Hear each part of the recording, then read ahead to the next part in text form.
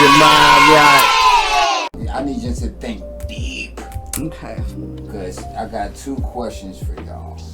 You know what I'm saying? And I had this with my brother the other day. Shout out to my big brother, bro. Boxing with the bros. Big roaster. Rony Rone.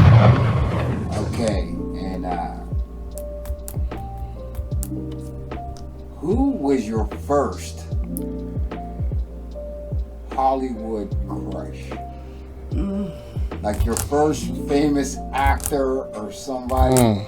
His, you know what I mean? I'll give you his, because he grew up in, his was Cindy Crawford.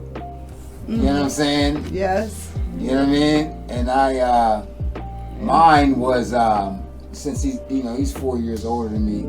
Mine was Whitley from A Different World.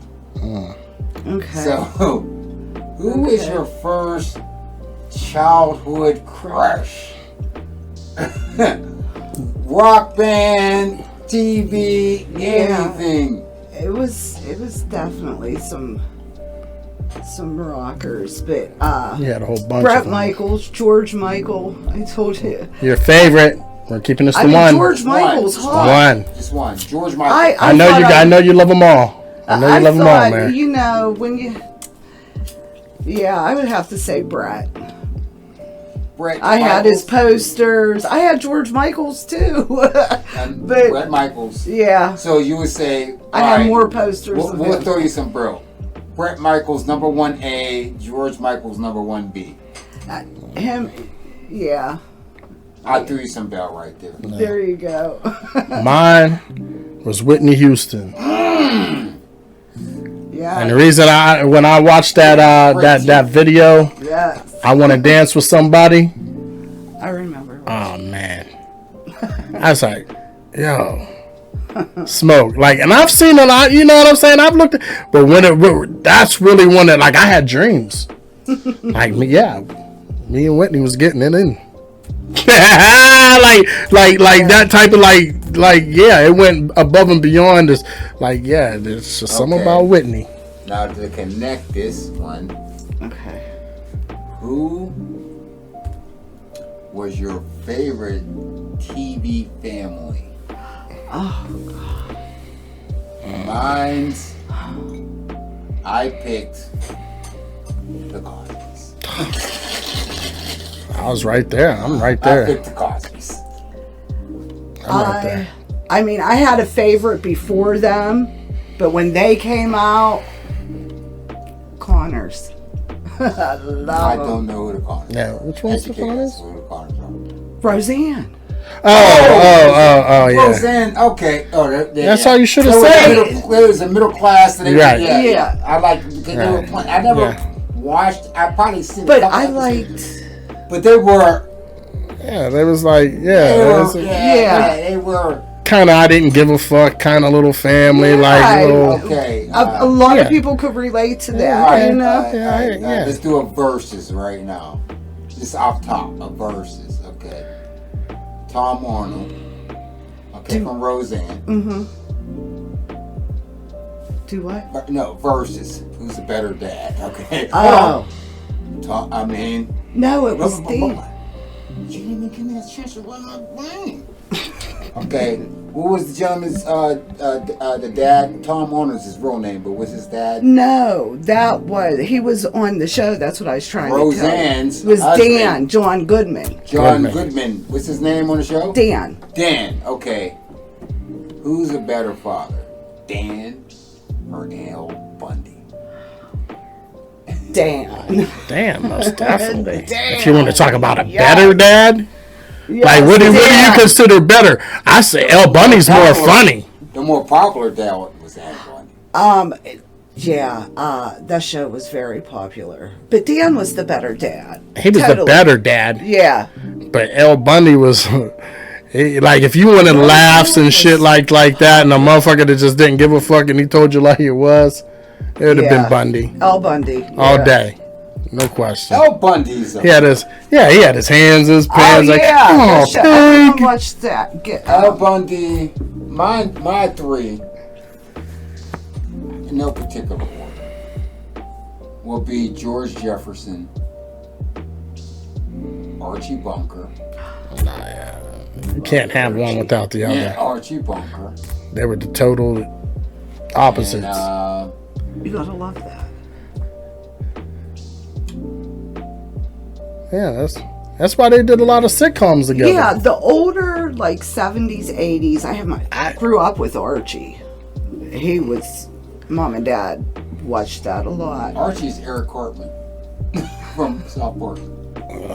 I mean, Cartman is Archie Bunker. Cartman is Archie Bunker, but continue. But you know, you got that 70s, early 80s. What about, okay, I did used to watch Family Ties. I like that a lot. A lot of the peace and love, you know, and all of that. The mother and the father was, you know. That's Michael Fox, Michael J. Fox in it? Yes, he was, Okay. So, but I did watch that a lot. And the Huxtables. Well, The Cosby Show. We love that. I'm going to get my silver spoons bag.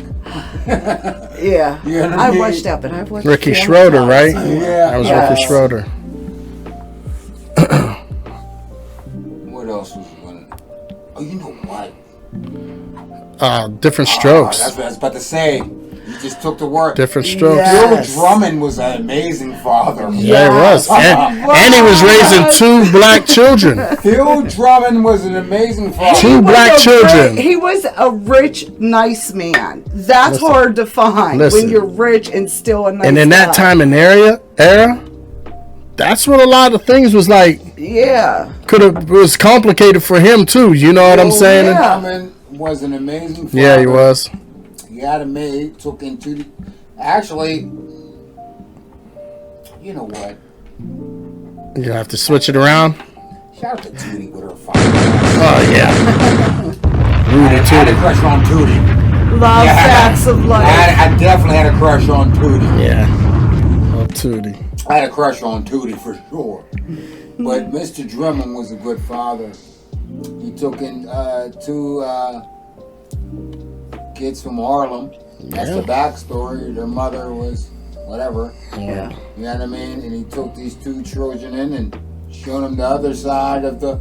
And not only did he show him the other side, he really loved them. According to the show, it showed his genuine love for them. You know what I'm saying? Like, he didn't see them as a color. Like, It was a good show. Yeah, you it know was. what? It was. For kids, it was. After all those sitcoms, whether, you know what I'm saying, whatever our favorite was, there was always a message. A life lesson in everyone. Facts of Life. Facts of Life. And, you know, Yeah. the Facts of Life was a spin-off of Different Strokes. Right, Because right. Homegirl was the maid. Yes. You know what I'm saying? Yes. You know what I mean? And then she she took in was- Blair. She took on all the Yes. orphans almost, so to speak. It was Blair. wasn't it an orphanage? No, it was a girls' school, private school. Pretty much. Yeah. Orphanage. Yeah. It was For a group girls. home. They was in a group home. I guess. They could Group call it a home group for- home. That was a nice way of putting it. It was a group home. I wealthy mean, but it was a families. spin-off. They did that. That was a good show. All different young was. ladies We from watched different that walks a of lot, life. They were all from Facts of Life. They were from all different walks of life.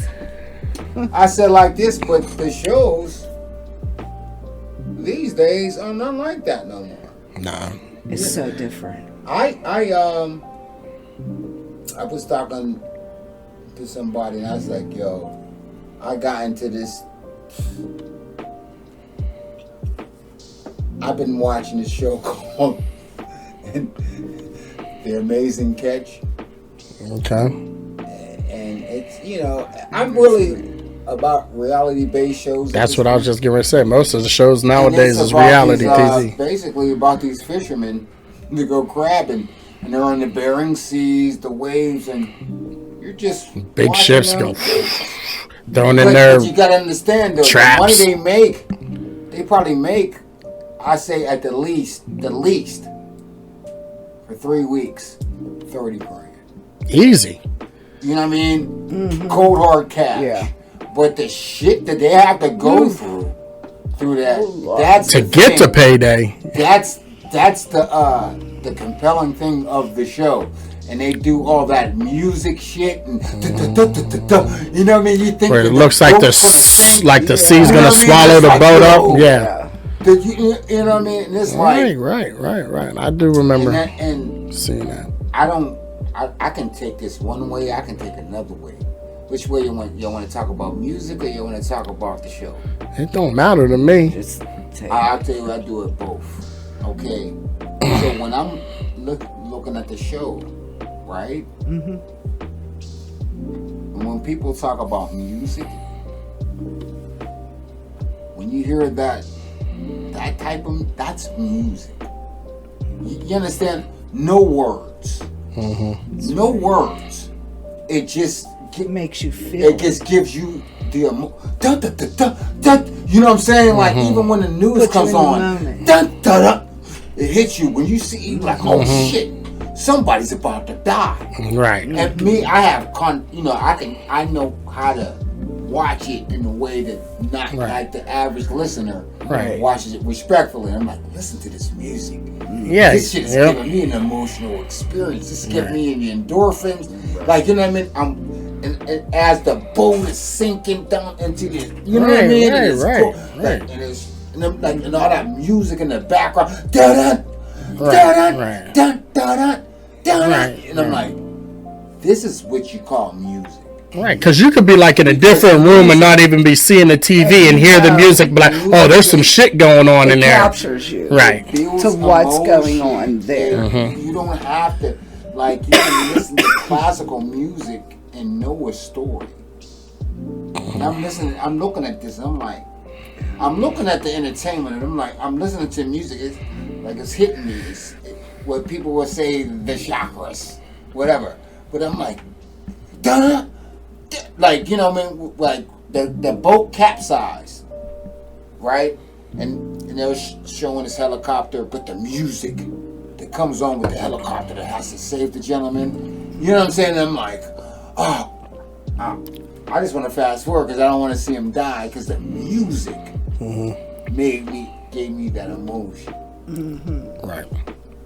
Yeah. You know what I mean? Like, even when we watch, I don't know if I said this before, I might have said this with Reno or whatever, but like, we watch movies like the Transformers and shit, that music be going on in the background, but they be fighting on the goddamn Golden Gate Bridge. Mm-hmm. But we don't give a fuck about all those people dying. We're just watching robots fight. But that, you know what I'm saying? But that music, we're still watching them, but all these cars are falling in the goddamn shit. And we're watching these robots. Mm-hmm. Totally captures us. And that's another thing. I just want to say this. Hey people, we will not talk about AI no more. Well, they don't like us talking about AI. Oh yeah. It's touchy to some people, huh? Well, I just think that, well, if y'all willing to take the risk, I'm willing to do this. They said that when you're doing this type of platform, there's certain things you're not allowed to talk about. Politics, race, and religion. Stay away from it. Don't talk about it. You know what I mean? Mm-hmm. Don't talk about it. To who? Whose standards and whose rules are those? And that's what I'm saying. That's just a fact of life, period. It's going to get talked about, whether it's on a reality TV show, whether it's a podcast, whether it gets talked about. There's no way. Yeah, if I feel like talking about that, man, my thing is this: there's no way that, and that's what I'm saying is, you know, we talked behind the scenes. It's like, yeah, there's some direction we can go to. And say, yeah, we can get up there and clown, you know what I mean? And it'd be so popular. But who's to say we are not allowed to talk about those conversations? somebody else's standard. Y'all- Just like who y'all- told you y'all you say need to that. eat a Yeah, salad with that's 2 you. foods. Yeah, baby. Get your mind right.